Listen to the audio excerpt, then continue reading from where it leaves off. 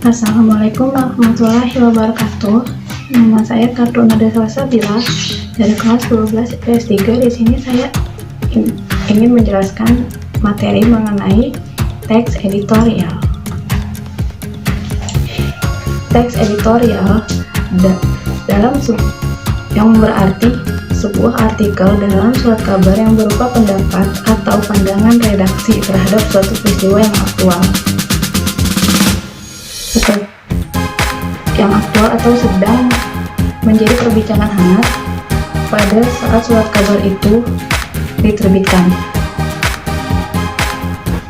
Isu atau masalah aktual dapat berupa masalah politik, sosial, maupun masalah ekonomi yang berkaitan dengan politik. Contohnya itu seperti kenaikan BBM dan kebijakan impor. Dengan tujuan utama mengajak pembaca untuk ikut berpikir tentang isu aktual yang sedang terjadi di kehidupan sekitar. Yang kedua, memberikan opini redaksi kepada pembaca terhadap isu yang berkembang. Manfaatnya itu untuk memberikan informasi kepada pembaca, untuk merangsang pemikiran pembaca, serta membuat masyarakat bertindak. Fungsi teks editorial. Yang pertama ada fungsi tajuk rencana. Umumnya menjelaskan berita dan akibatnya kepada masyarakat. Yang kedua itu memberi latar belakang yang berkaitan dengan kenyataan sosial dan faktor yang mempengaruhi dengan lebih menyeluruh. Yang ketiga, menganalisis kondisi yang akan terjadi untuk mempersiapkan masyarakat akan kemungkinan sesuatu hal yang akan terjadi. Yang keempat itu meneruskan penilaian moral mengenai berita. Selanjutnya ada ciri-ciri teks editorial. Topik tulisan teks editorial selalu hangat atau bersifat aktual dan faktual, bersifat sistematis dan logis.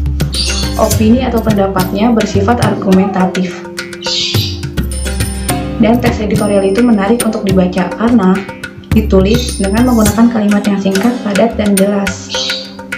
Selanjutnya itu ada struktur teks editorial.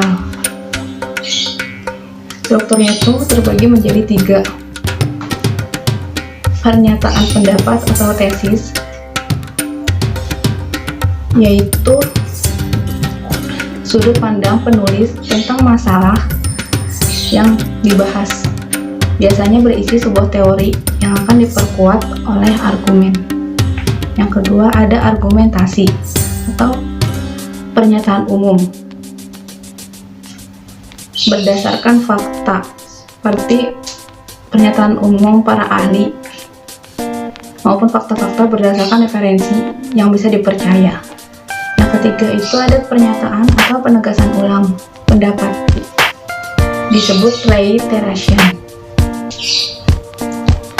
Bagian yang berisi penegasan ulang pendapat yang didukung oleh fakta. Di bagian argumentasi untuk memperkuat atau menegaskan yang berada di bagian akhir teks.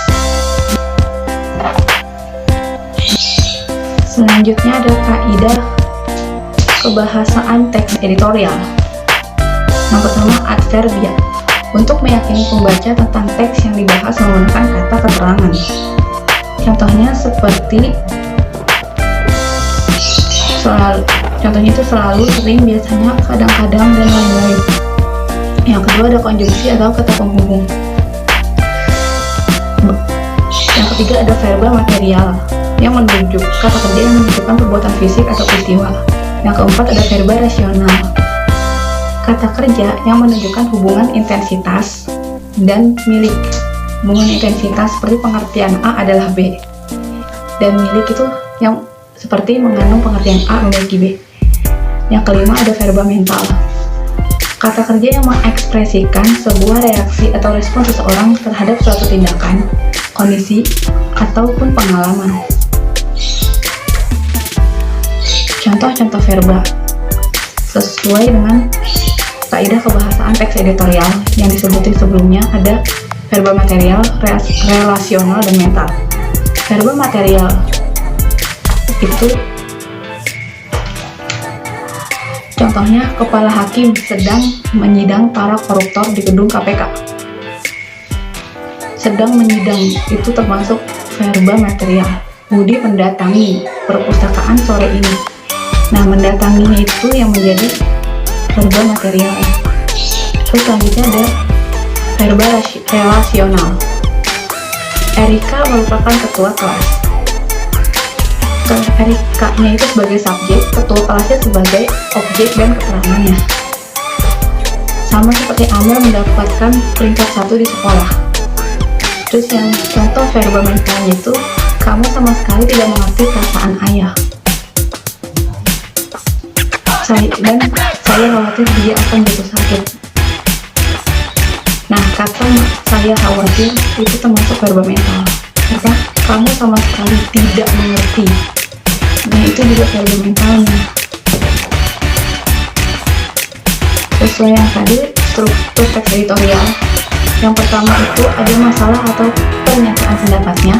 Yang kedua ada argumentasinya, dan yang ketiga ada penegasan ulangnya. Sekian materi kali ini. Semoga materi ini bisa jadi tambahan ilmu untuk kita semua. Semoga bermanfaat. Jika ada yang kurang, mohon dimaafkan. Dan kalian bisa mencari referensi.